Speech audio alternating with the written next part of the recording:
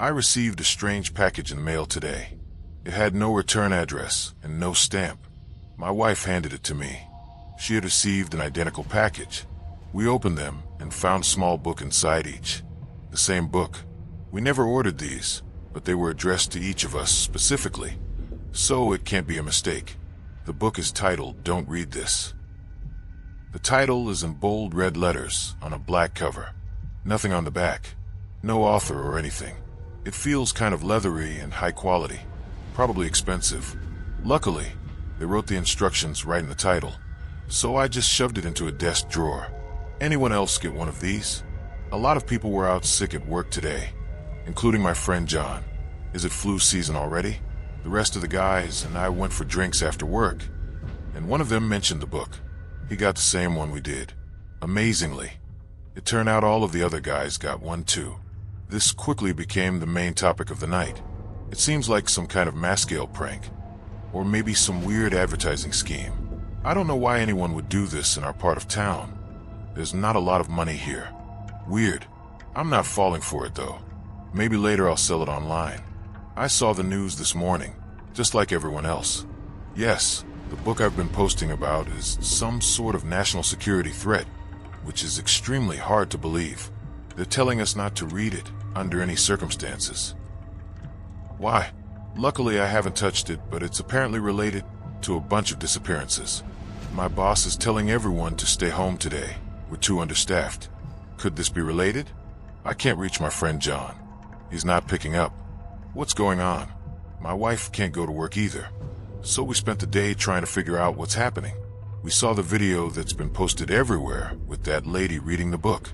In case you haven't seen it, she opened the book and started panicking almost immediately, looking like she was about to get up. She calmed down after staring at the book for a while and went back to reading. The video sped up a bit until she got close to the end, where she started panicking again. When she flipped to the last page, she started screaming. It made me jump with how loudly she screamed.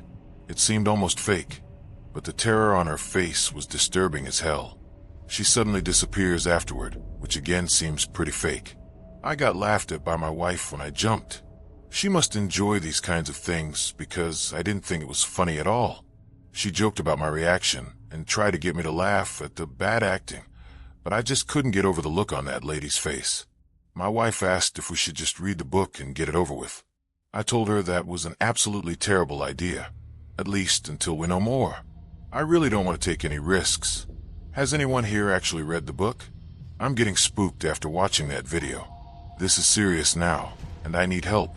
I woke up last night to an ear-splitting scream. My wife wasn't in bed, and I ran through the house looking for her. She's gone.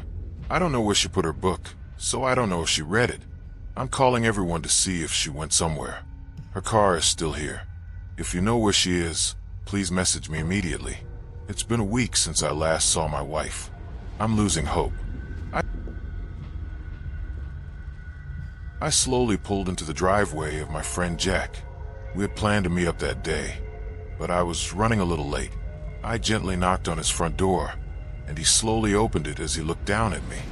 He was tall, but it also didn't help that I was pretty short. He stared at me as I just said something insane. Why did you come back so quickly? I thought you said you had to go back to your apartment. Now I was confused. I was late because of work. I knew I hadn't come here earlier. Are you okay, Jack? I just left work. I know I'm late, but not that late. Jack's face twisted as if he were trying to rewind his own memories. It looked like he was genuinely trying to convince himself of what he thought he'd seen. Eventually, he forced a hesitant smile. Guess I was lonelier than I thought. I'm glad you're here, though. I already set the games up. I laughed and followed him inside. We started playing, and I beat him in almost every game. But the whole time, something felt off. He kept glancing at me like he was comparing me to something else. I don't know what made him think I'd been there earlier, but whatever he thought he saw, it must have felt real to him. Jack doesn't imagine things, not like that. Eventually, it got late, and I had to head home. I walked up the staircase to my apartment and took out my keys. When I went to unlock the door, the slightest touch pushed it wide open. My whole body locked up. I could almost hear my parents' voices from childhood. The door is always locked when you leave. I never forgot that. Not once. With a shaky hand, I flipped on the light. At first, everything looked normal. I actually felt myself exhale and stepped inside, and that's when the wrongness hit me. Everything in the apartment was moved by just a few inches. Barely noticeable, unless you knew the room as I did. I bumped my shin on the coffee table, hard, and I knew it hadn't been there earlier. I searched every inch of the apartment, every closet, under the bed, even behind the refrigerator. Nobody was there. Nothing was missing. Nothing was broken. Someone had been inside just to move things. I locked the door and curled up in my blankets, trying to calm down with cat videos. But I didn't sleep at all. At daybreak, I grabbed my wallet and drove to the nearest store. I bought as many cheap cameras as I could afford and set them up in every corner of the room, even above the front door. It should have helped. It didn't. I still didn't feel safe. So I spent what money I had left renting a cheap hotel room for the night. I checked in, locked the door 3 times, crawled into the bed, and opened the cameras on my phone. Hours passed. Nothing happened. Then my apartment door handle twitched. Slowly, then turned. The door eased open, and a woman stepped inside. Short brown hair, a jacket a size too big for her. I switched to another camera angle to see her face. My blood ran cold. She had my face, or something wearing my face. Every detail, even the way she carried her shoulders, the way she scanned a room. It was me. Then she turned directly toward one of the cameras and waved. Her mouth moved slowly, like she wanted me to take my time reading it. I can see where you are. My hand shook so badly I dropped my phone onto the bed and yanked the blanket up over me. I just need sleep, I told myself. If I sleep, I'll stop freaking out. It'll make sense tomorrow. I lowered the blanket, just enough to grab my phone again. My breathing was shaking so hard I could hear it. She wasn't on the cameras anymore. Not on any of them. Then I heard the tapping on the hotel window. Soft, rhythmic. Exactly how I tap when I'm distracted. Let me in, Susie. I've been looking for you for so long. I couldn't see her through the blinds, but I felt her presence. I covered my mouth and breathed as quietly as I could. Pretending you can't hear me, Susie? That's mean. I thought we could meet each other properly. Maybe even help each other. The way you wish you could have helped your sister. My stomach twisted. Nobody knew about that. I'd never told Jack, never told anyone. Only my parents knew about the accident, and they never talked about it. H, how do you know about her? My voice came out small and shaking. Soft giggling came from behind the blinds. I know because you know, Susie. I know how much you loved her, and I know how much it hurts. The tapping sped up, sharp enough to feel like it was drilling into my skull. It wasn't your fault, she continued, almost gently. But you never stopped thinking it was, did you? I didn't mean. My voice cracked, and I pressed my fist against my mouth. The tapping stopped. Silence. Then, a slam. I spun toward the hotel door, just in time to see it swing inward. She stood in the doorway, me, but smiling too wide, like her face didn't know how to be human. She rushed at me, grabbed a handful of my hair, and slammed my head backward against the wall. Pain exploded across my skull, and hot blood slid down the side of my face. I screamed and swung blindly, hitting her ribs hard enough to knock her over. I fell on top of her and scratched at her face. I saw a smear of red appear beneath her left eye, and she shrieked and thrashed. She grabbed my wrist and bit down.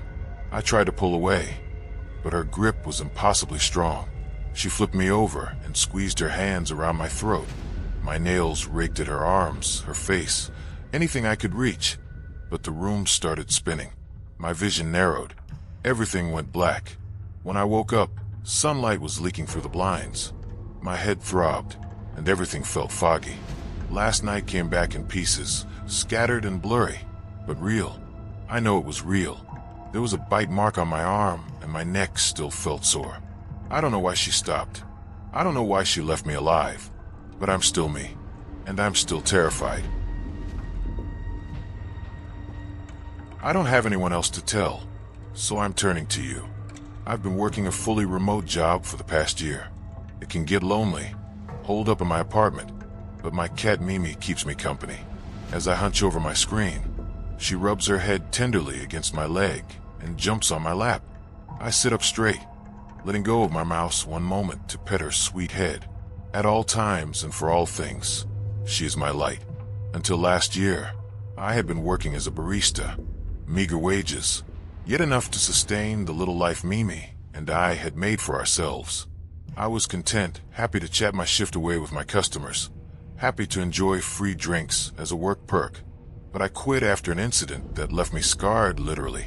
To make a long story short, a customer, sweet-talking though slightly off-putting, took an uncomfortable liking to me.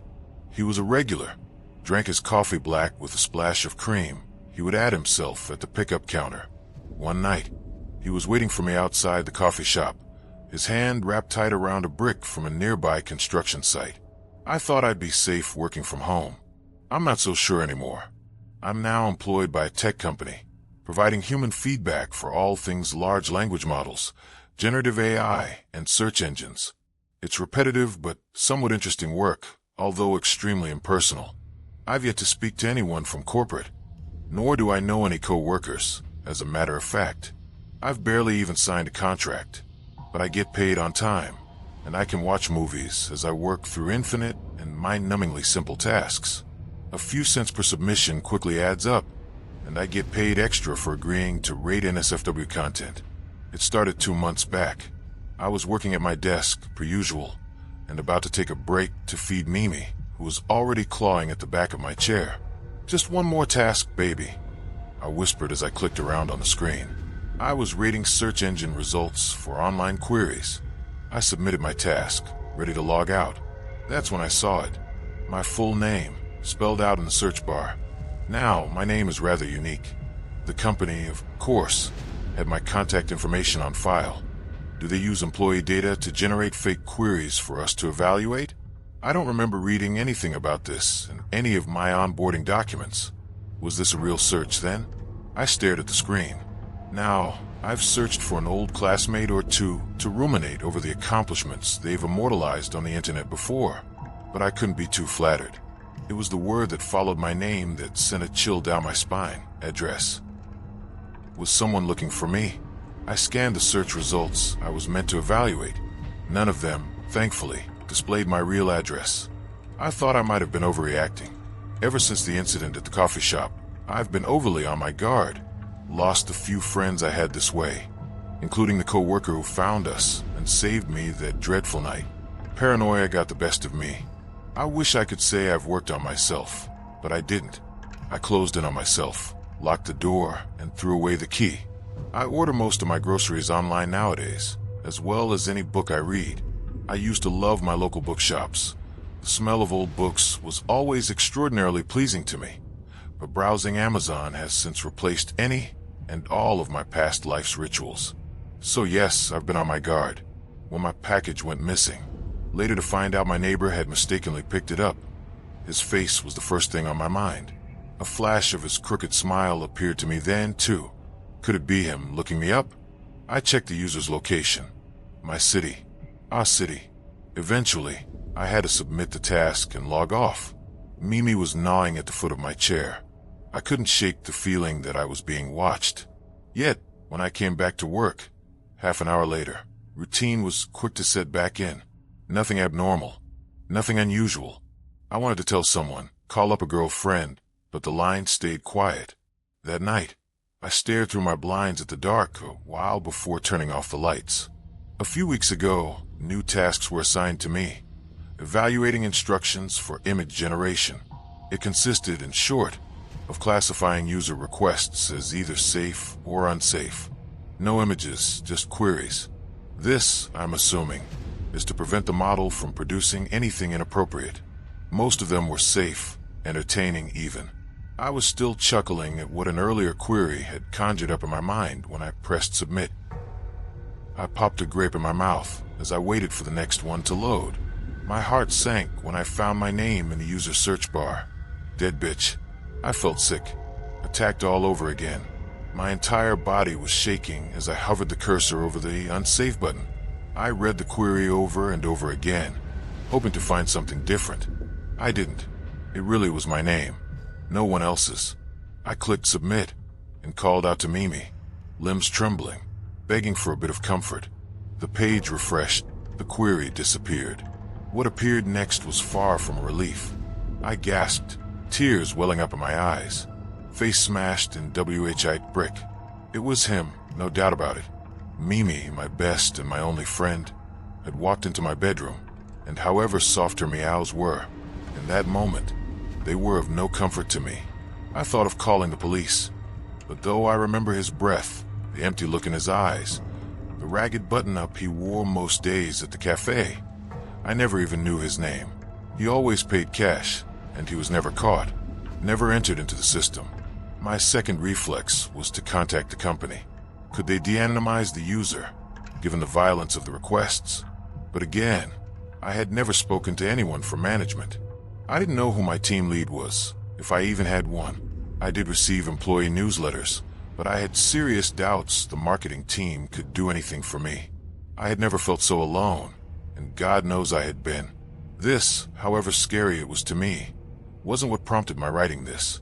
After the second incident, I stopped working for a bit, fearing what my screen would show me next. The advantage of being a cog in so large and immaterial a machine is that you can disappear at any time, without a word. Not a single person would notice, and in my case, no one did. But I quickly realized I needed the money. I couldn't afford quitting, either. This was the only job that would offer me shelter from the outside world. With what I knew, I couldn't and can't risk stepping outside. So I picked up some work again, my heart heavy with anxiety any time a page took some time to load. I'd breathe a sigh of relief every time I turned off my monitor at the end of the day. For 2 months, my blinds remained drawn, but I can't go on pretending nothing happened after what I saw today. I took on more NSFW tasks as a moderator, hoping to make up for the week I had spent in bed. I would cover Mimi's eyes whenever she would come to sit on my lap. Those screens never really interested her, and I wasn't sure she could even comprehend any of it. Many of the pictures I could recognize from movies. Others were rather cartoonish in style. These were okay. Others were grainy, dark. I would rather not know where those came from, or who took them. Despite the gruesomeness involved in the task, I felt safe rating these pictures. I thought, perhaps naively, that though he could search what he pleased, he had nothing of the sort on me. I did not risk stumbling upon my name again. I was wrong. Today, I was proven entirely wrong, because there on my screen, I saw red. Everything red. Red blood. Red flesh. Red brick. And me. My face was an unrecognizable mess, beaten to a disgusting pulp, red like nothing I had ever seen in life and on my screen. But that hair was mine, and the collar of my shirt, though in the picture, soaked in blood, was unmistakable. It hasn't fit me in years, but I know where it comes from. My Facebook account is old, but remains publicly available. I lost my password a while ago. In my profile picture, I am still 18, full of life and color, untouched, untouchable. Mimi was still a kitten then. I had posted a picture of the tiny orange ball of energy she used to be. My page is full of my thoughts. Anything I found funny, anything I found interesting was shared with all the world to see. This unbroken part of me still exists online, and I know he has seen it. I know he's reached right into it. I can't unsee myself. I can't forget how I looked in that picture dead. I don't know who to go to. I don't know what to do. Is there any way he would be able to find my address? Will that picture be enough to satisfy his urges? A question I've been asking myself every day for the last year echoes in my mind with renewed gravity. Why? Why me? Alright, I don't know where to start. I'm in a motel room that smells like stale cigarettes and bleach, about 100 miles from where I was last night. For context, I work a job that essentially melts your brain. You know the kind. Endless spreadsheets, back-to-back video calls where everyone talks over each other, a constant barrage of emails that are all marked urgent. After a particularly brutal 6-month project, I was completely fried, a walking zombie. My boss, to his credit, saw it and basically ordered me to take 2 weeks off. Go somewhere with no cell service, he said. The first place that came to mind was my father's old cabin. It's not really just my father's. It was his father's before him, and his father's before that. It's been in the family for a century, maybe more. A small, sturdy log cabin deep in the woods, miles from the nearest town. It's the literal definition of off the grid. A well for water, a generator for a few hours of electricity a night, and a fireplace for heat. It was the perfect place to disconnect, to just sit in silence and let my brain unscramble itself. My dad passed away a few years ago. We weren't estranged, but we weren't close. He was a quiet, solitary man, and the cabin was his sanctuary. I have a few hazy, happy memories of being there as a little kid. The smell of pine needles and wood smoke, the feel of rough-hewn timber under my bare feet, him teaching me how to skip stones on the nearby creek. Going back felt like a way to honor him, I guess. A way to find some of that peace he always seemed to have when he was there. The drive up was long, the last hour on a winding dirt road that was more pothole than path. When I finally pulled up, the place looked exactly as I remembered. The logs were a darker, more weathered gray. The porch sagged a little on one side, but it was solid. The air was clean and cold, and the silence was so total it felt like a weight in my ears. No cars, no sirens, no people. Just the wind sighing through the massive pines that surrounded the property like ancient sentinels. I spent the first day just existing. I unpacked my meager supplies, books, non-perishable food, a couple of good bottles of whiskey.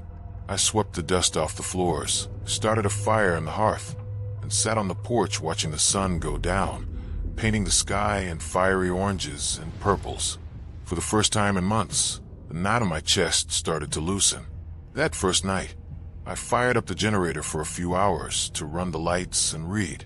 The cabin has two main windows in the living area, big single panes of glass that look out into the impenetrable blackness of the forest. As soon as I flipped on the lamp beside my armchair, they came. The moths. It's normal, of course. A single point of light in an ocean of darkness. You're going to attract every insect for miles. They fluttered and danced against the glass, dozens of them.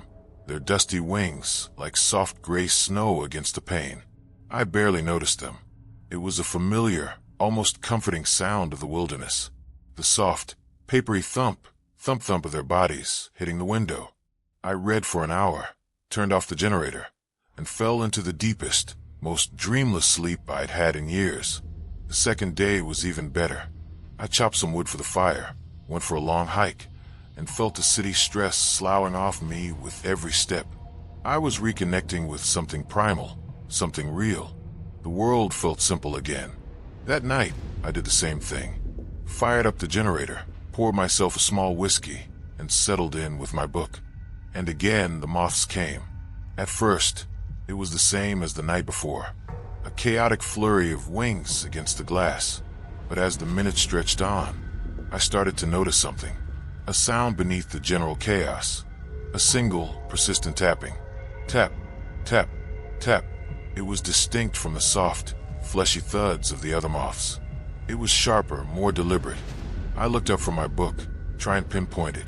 On the right-hand window, a large, pale moth, bigger than the others, almost the size of my thumb, was clinging to the glass. It wasn't fluttering. It was perfectly still, except for its wings. It would lift one wing and strike it against the pane. Tap, tap, tap. It was odd, but I shrugged it off. Insects are weird. I went back to my book, but I couldn't focus. The sound was impossible to ignore now that I'd isolated it. There was a rhythm to it. Tap, tap, tap, tap, tap, tap, tap. A pause. Then again. Tap, tap, tap, tap, tap, tap, tap. I closed my book and just watched. The big moth stayed in the same spot, its wings methodically striking the glass. It was bizarre. I'd never seen a moth do anything like it. It felt less like an insect attracted to light, and more like something knocking, trying to get my attention. I know it sounds crazy. I thought it was crazy then. I chalked it up to being alone, my mind playing tricks on me in the overwhelming silence. I shut off the generator early, and the tapping stopped the instant the light went out. The silence that rushed in to fill the void felt heavier than before. The next day, The thought of the tapping moth followed me around. It was a splinter in my mind. I couldn't shake the feeling that I had witnessed something deeply unnatural. The perfect solitude of the cabin now felt watchful. The woods seemed to be holding their breath that evening. I was almost hesitant to turn on the generator, but the thought of sitting in complete darkness was worse. So I pulled the cord. The engine sputtered to life, and the lights flickered on. I didn't even pretend to read.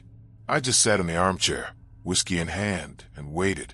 Within minutes, the cloud of moths was back. And sure enough, there it was. The same large, pale moth, in almost the exact same spot on the window. It was still for a moment, and then the tapping began.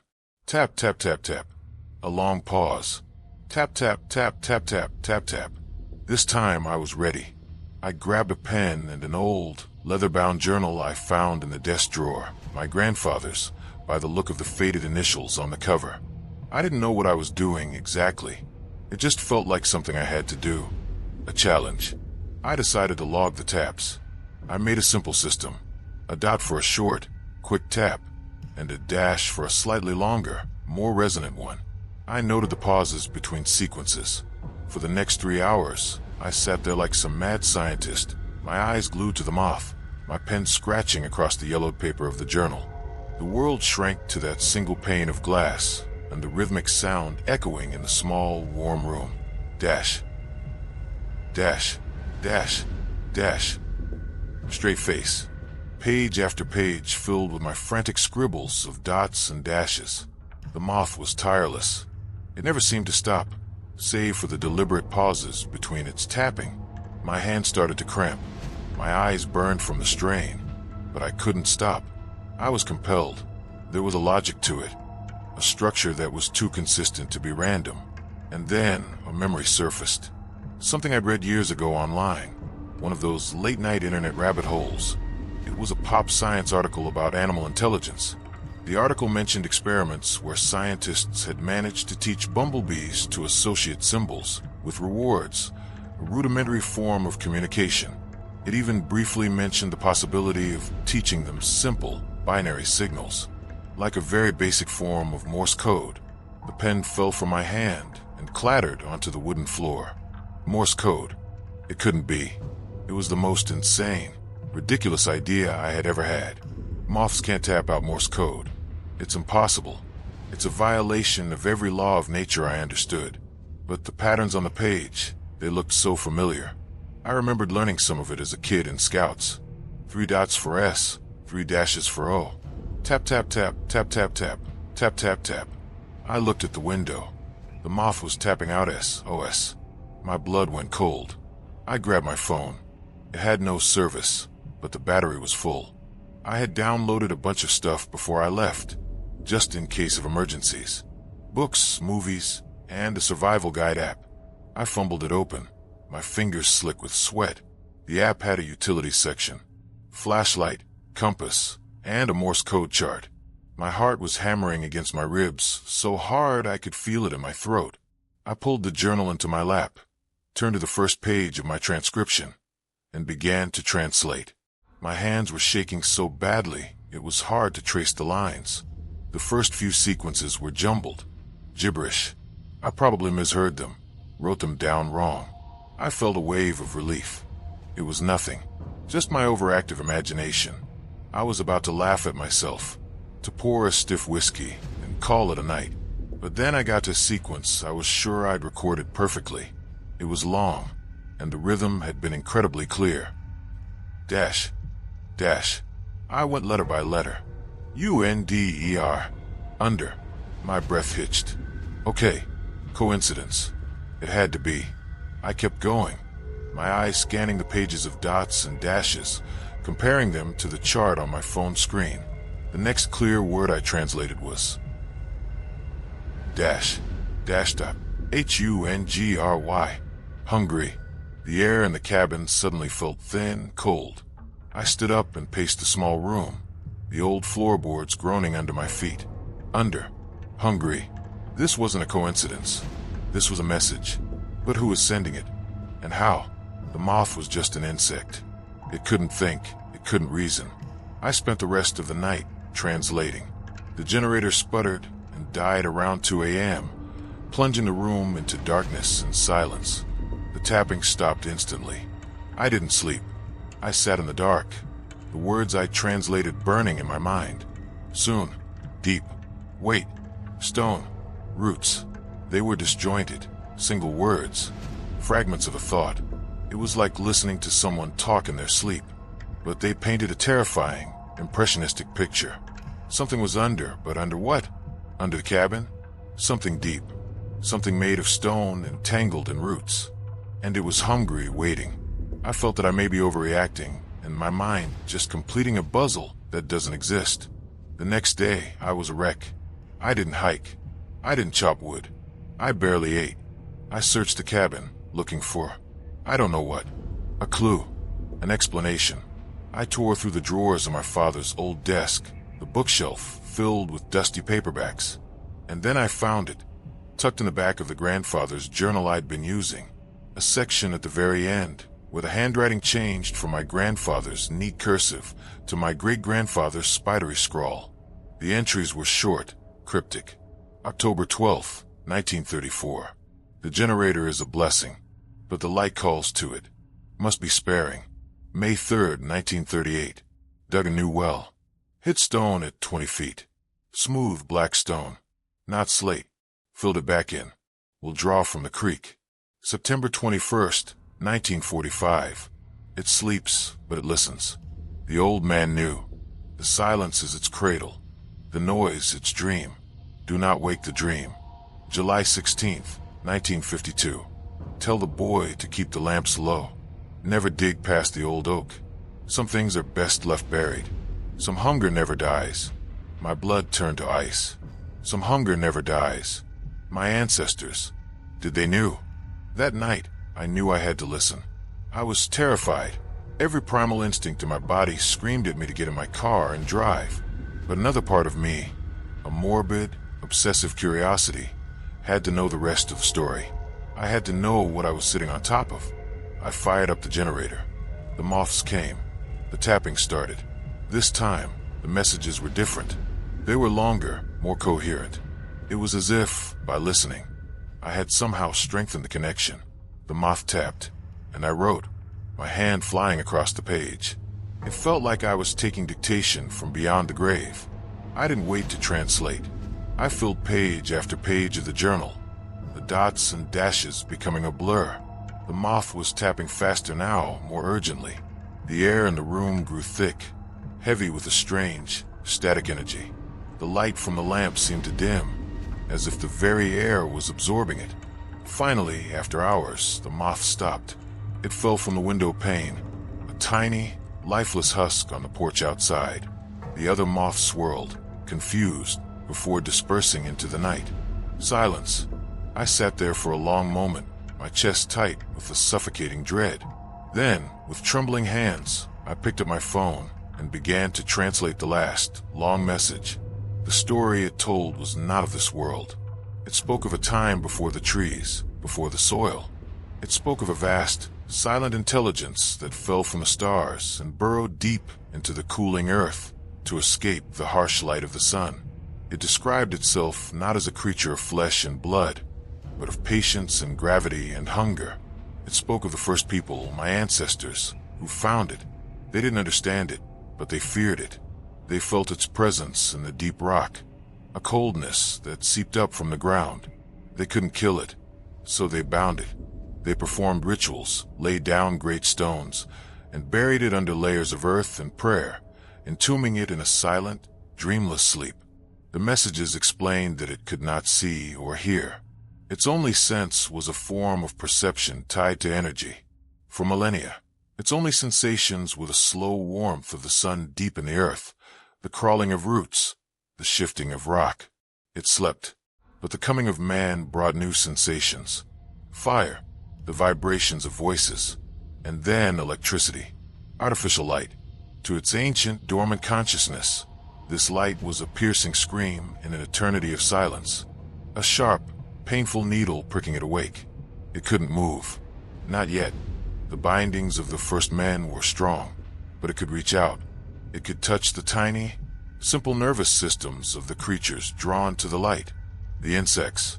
It could borrow their bodies, use their frantic energy to beat against the barrier of my window, to tap out its story, its plea, its warning, in the only language it could form from the binary chaos of their fluttering that I felt sick. My family built a watchtower, a prison guard shack, and for generations, they had kept a watch, living quietly, sparingly, so as not to disturb the prisoner in the dungeon below. My father, with his quiet solitude, was a warden, and I, with my city stress and my desperate need for light and noise, had been shaking the bars of the cell door all week. My eyes scanned the last few lines of my transcription. A new, frantic tapping had begun just before the moth died. It was short, precise. I translated the last sequence of dots and dashes, my pencil scratching across the page. / straight face. / dash, / dash.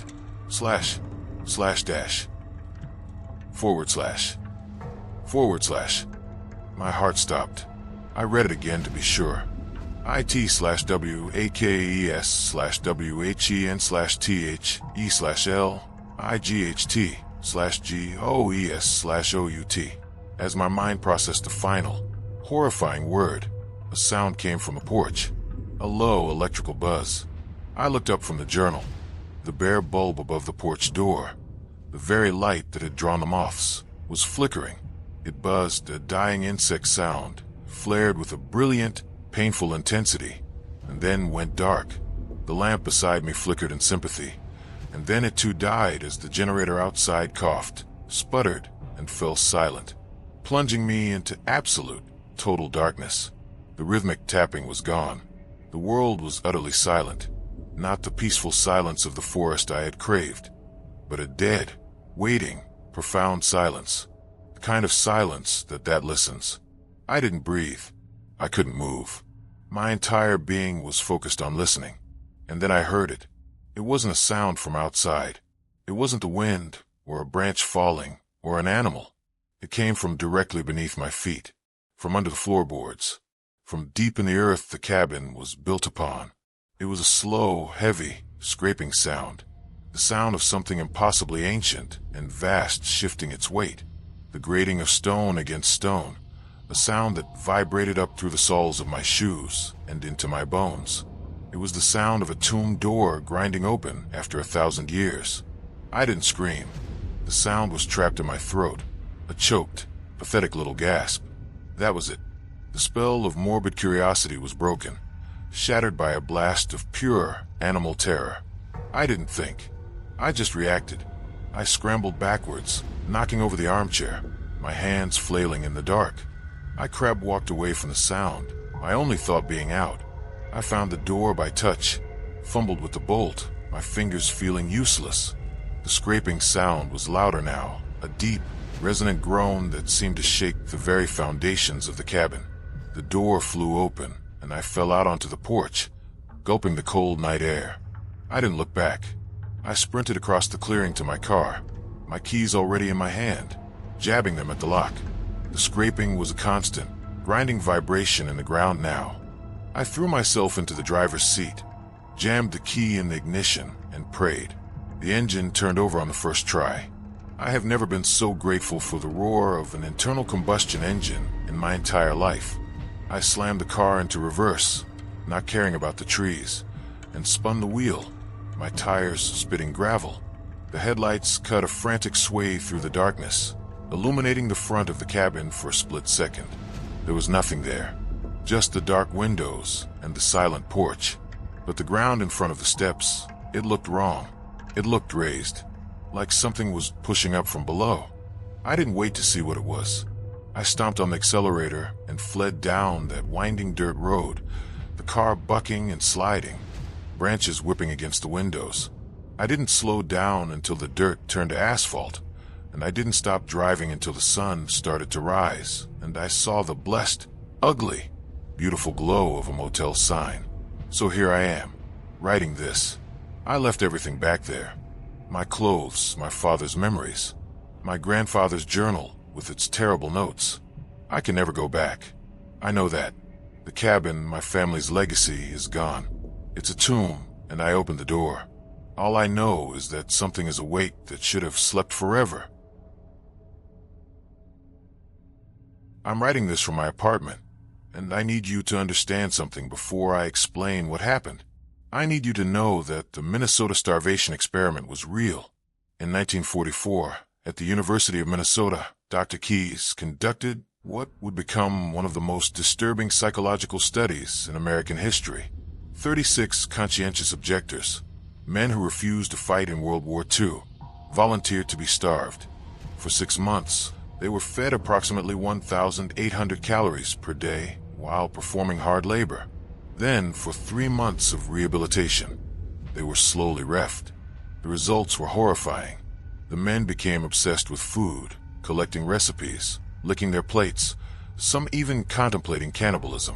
They experienced severe depression, self-mutilation, and personality changes so profound that several never fully recovered.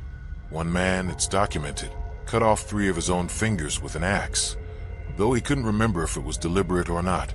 The experiment was designed to help understand how to refeed starving populations in post-war Europe. It was conducted in the basement of the University of Minnesota's laboratory, in a nondescript building that still stands today. I know all of this because I'm a demolition consultant. Was a demolition consultant.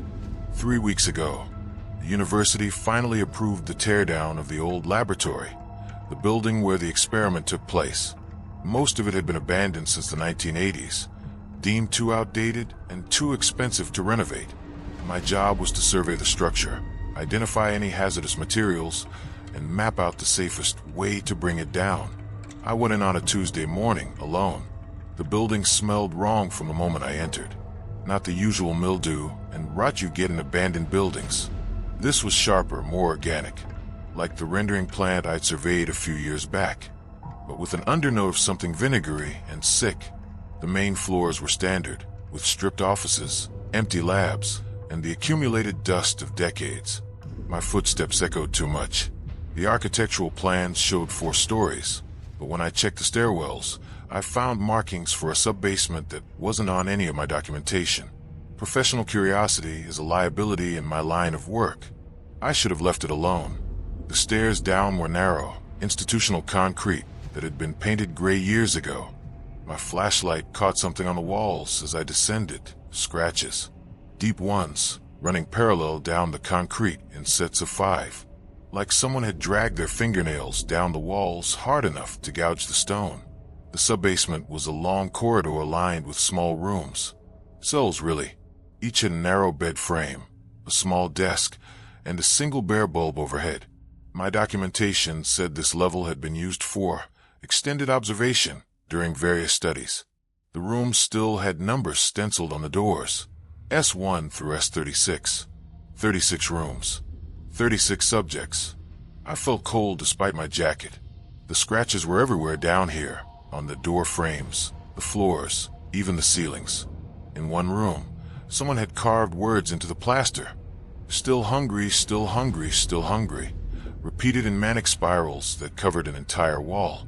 The handwriting degraded as it went, becoming less controlled, more jagged. At the end of the corridor was a heavy steel door with multiple locks. A sign read, "Long-term observation. Authorized personnel only, Dr. Keyes." The locks were already open. I should have left. God, I should have left. The room beyond was large, maybe 40 by 60 feet, with a ceiling that disappeared into darkness above my flashlight's reach. The smell hit me like a fist. That rendering plant smell intensified 100-fold. And underneath it, something else. Something that made my hindbrain scream. There were beds arranged in neat rows. 36 beds. 23 of them were occupied. I need you to understand. I've seen bodies before. Construction site accidents. A few suicides in buildings I've surveyed. I know what a corpse looks like. These weren't corpses. They were moving. Not much. Just a slow rise and fall of breathing. And they were wrong. Even in the dim wash of my flashlight, I could see they were wrong. Skeletal didn't begin to describe it. These were bodies that had consumed themselves, burned through every ounce of fat, and then started on the muscle. leaving nothing but skin stretched over bone and sinew. But they were too long. The proportions were off. Their fingers extended far past where fingers should end, tipped with nails that had grown thick and yellow and curved. Their joints bulged grotesquely, knees and elbows swollen to twice their normal size. And their eyes, when my light swept across the nearest bed, the eyes snapped open. They were huge, occupying nearly half the face, with pupils dilated so wide they looked black. They reflected my flashlight like an animal's. The thing's mouth fell open, and I heard a sound I'll never forget. A wet, desperate clicking, like someone trying to speak through a mouthful of saliva. Its jaw distended too far, and I saw that its teeth had changed, become sharper, more numerous. Then it moved. I've never seen anything accelerate like that. One moment it was lying still. The next it was upright on the bed in a crouch, head cocked at an angle that would snap a normal person's neck. It didn't move smoothly. It twitched into position, like a video skipping frames. Every single one of them was awake now. 23 pairs of those massive, hungry eyes fixed on me. I ran. Behind me, I heard them coming. Not footsteps, but a horrible skittering sound, like they were moving on all fours, or more than four. I didn't look back. I hit the stairs and took them 3 at a time, my lungs burning, my heart hammering so hard I thought it would burst. Something grabbed my ankle. I fell hard, my chin cracking against the concrete steps. Dazed, I looked back. One of them had caught me. Its hand, if you could call it that, wrapped completely around my leg, those elongated fingers meeting on the other side. Its face was inches from mine, and I could see every detail in the emergency lighting of the stairwell. It had been a man once. I could see that in the bone structure, in the remnants of humanity still clinging to its features. But starvation had refined it into something else, something that evolution never intended.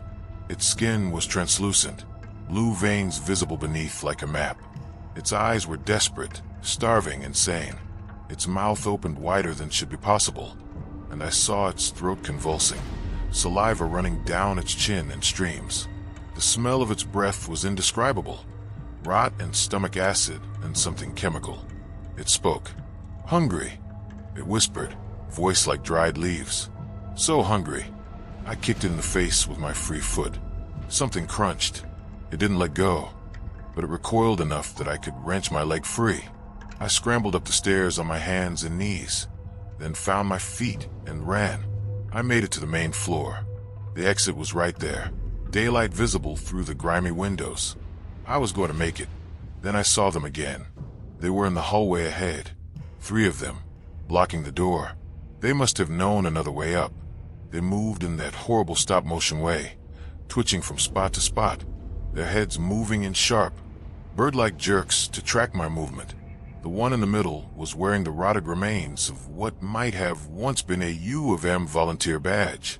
I could just make out the year, 1945. 78 years. They'd been down there for 78 years. I looked around frantically and saw another stairwell leading up. I bolted for it, hearing that skittering behind me again. Up one flight, then another. I was on the 3rd floor now, running down a corridor of empty offices. There, a window and a fire escape outside. I didn't slow down. I put my arms up and dove through the glass. I landed on the fire escape hard enough to see stars, glass embedded in my jacket and hair. Below me, I heard them throwing themselves against the window frame, unable or unwilling to follow. I half climbed, half fell down the fire escape, and ran to my truck. I was a mile away before I stopped shaking enough to drive properly. I didn't tell anyone. Who would believe me? I called the university and told them the building was structurally unsound, that we'd need to seal it before demolition could proceed. They said they'd handle it. That was 3 weeks ago. At first, I thought I was fine. Shaken, sure, but fine. I'd had a scare. I'd escaped. It was over. Then I started getting hungry. Not normal hunger. This was something else. I'd eat a full meal. A huge meal. More than I'd normally have.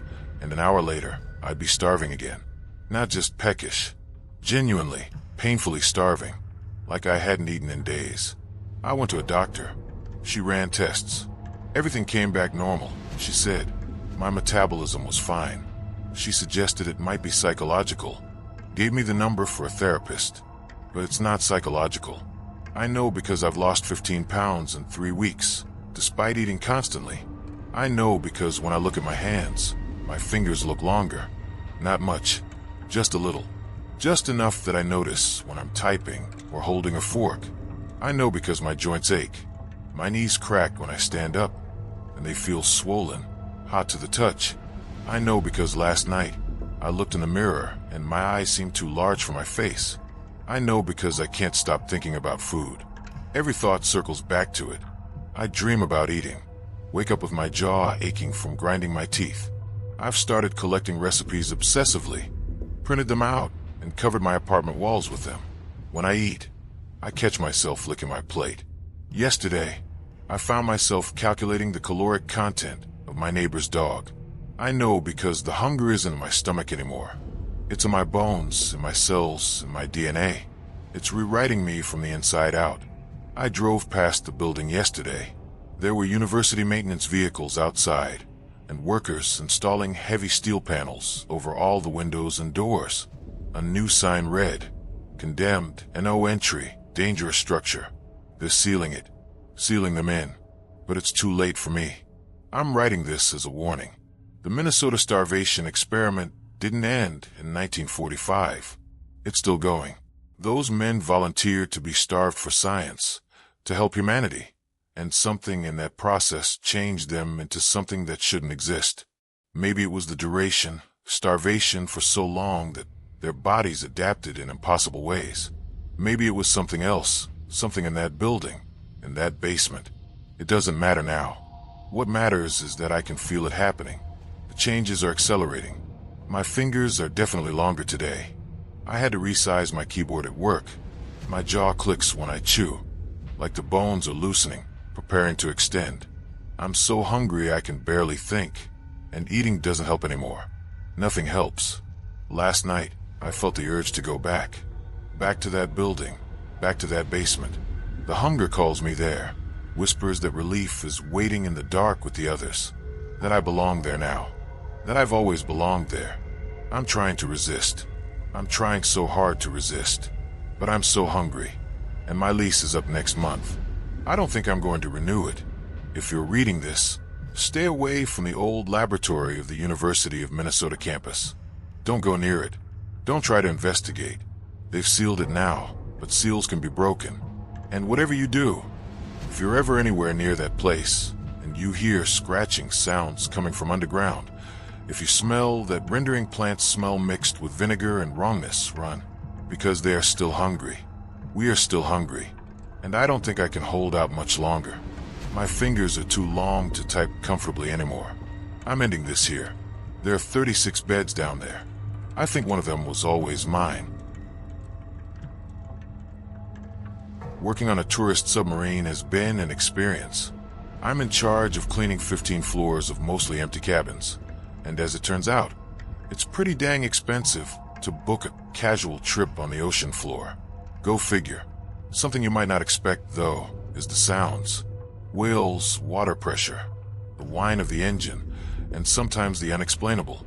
To give a little context, as I'm sure you're confused, let's put it this way. Have you ever felt like you're being watched? Down here, it's not only the cameras keeping an eye on our distinguished patrons. I heard it call my name. It knew things about me, and it watches them too. In the lowest section, where the steam generators relentlessly churn away, and the high-pressure pipes hiss at you as you walk by, something dwells in the shadows. Its eyes always calculate, always studying. It all started months ago, right here on the Seabed Continental. I was doing my nightly rounds, having just finished cleaning the guest cabins, and making my way down to the crew deck. That's the first time I heard it. I checked my watch, walking down the creaky stairs, 2:56 a.m.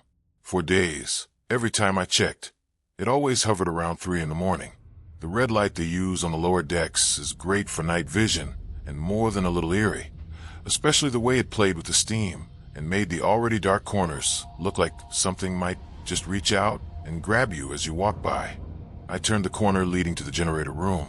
The smell of Terrence's burnt chili still stuck in the air, and that's when I heard its voice. A chorus of everyone I ever knew and infinitely more than I could recognize. "Christopher," it said matter-of-factly. I stumbled back, smacking my head on a low-hanging pipe. As much as it hurt, I was too scared to scream. As I rubbed the back of my head, my ears strained against the usual white noise. Nothing, not even Jerry, who's usually singing sea shanties around that time. Just silence, but I felt it ahead, behind the steam generators, just out of sight. The shadows stretched there, searching, feeling. That was it for me. I scrambled back towards my dorm, determined to call it a night. The captain would have my ass in the morning, but I didn't care. 3 days, it said as I barged through the door. I was going crazy, I thought, but it was right. The next night was when things started getting weird. It seemed like every time I turned the corner, I could see its eyes like red marbles, surrounded by glowing blue light, unmoving and all-seeing. In the men's washroom, they stared at me from a crack in one of the stalls as I wiped the mirror. In the kitchen, from the vents as Kenneth said something about how his wife might be cheating. I told him that it's part of the job. After the long night, I retired to my dorm. As I laid down to catch some shut-eye bore into me. From the cracks, the shadows, everywhere they might have hidden, they were there. I buried my head under my pillow, trying to ignore it. It didn't care. "Bring them to me," it said, directly into my mind this time. And for some reason, I knew exactly what it meant. It wanted the patrons, their ringed fingers specifically.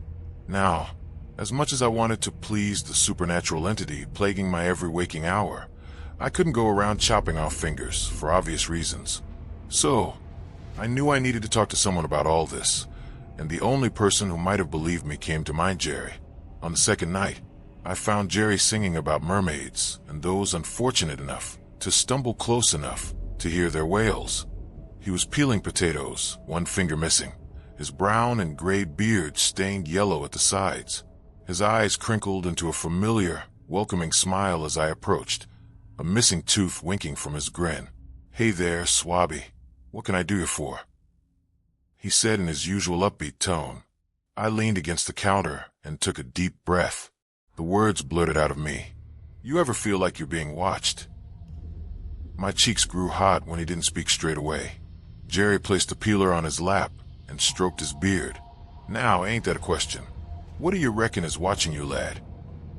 I tapped my fingers against the stainless steel. It wasn't like I had anything to lose, I thought. There's a entity on the ship. It's watching me and everyone else here. The words felt stupid leaving my lips. I couldn't look him in the eye. Jerry hummed, his smile gone. He stared at the bucket of peeled potatoes for a long moment. He had never spoken so seriously before. "It don't like to wait. It won't wait." I was frozen, speechless. Jerry knew what it was, and he must have dealt with it in the past. I went to speak, but he started back up with the potatoes. "Do what you gotta do, lad, and do it fast." I felt like there was nothing more to say. I backed away and made for the generator there I would find my answers. The steam generators seemed to cry out as I neared the door. I twisted the handle. It screeched as metal scraped against metal, then clicked. I pushed it open. The red light wasn't quite bright enough to see far into the back. I clenched my fists and took that first step. Nothing could have prepared me for what happened next. Pipes spat out steam as I skulked towards the hulking generators. Light shifted and bent the closer I got to the rear. Inky shadows swallowed the back of the room, a blob of wriggling mass that pulled me in like it had its own gravitational pull. Sweat burned my eyes and dripped down my nose. My calves knotted as my body tensed. It shot out like vines, wrapping itself around the hanging lights, inside the turbines, and around my legs. When it touched me, I felt the whole ship. I could see everything it saw. Married women with married men, expensive champagne, photos of vacationing children. It wanted things to be right, its version of right. My legs grew weak, and I fell to the floor. "Why?" I demanded. "This is what you want. Your ex-wife found out firsthand." "No, I didn't." Then, the shadows erupted into a tidal wave. My wife's muffled cries filled my head. I remembered the feeling of her cheek under my foot and the weight of the garden shears in my hand. I savored the sick crunch when the sharp steel cut through bone, and the warm, sticky blood that covered my digits as I picked up hers from the floor. I buried her ring finger in the backyard under the tree we had planted after reciting our vows. A searching tentacle swam towards my forehead, and at the same time its voice grew the size of the ocean.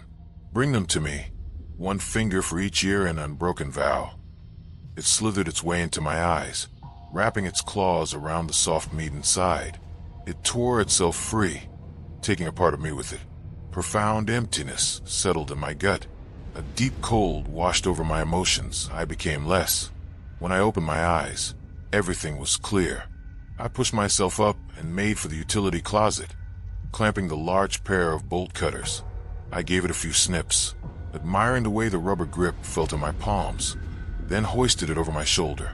"Some people don't know what's important anymore," I said, the words drawn out of me. The creature's joy settled in my ribs, its purpose seemingly fulfilled. I smiled, but it felt forced. Jerry stood at the entrance, ankles crossed, nursing a cigarette. He nodded at me. "You don't have to embrace it fully, lad." He took a long puff, then threw the butt onto the grated floor in an explosion of embers. "This is what freedom costs." His eyes hardened. My stomach dropped as he pointed towards his ring finger. "Pay the price or join the others." I looked down at my left hand, thinking about all those cabins I'd have to clean tomorrow. "It'll be harder with 9 fingers," I said. "You get used to it, lad."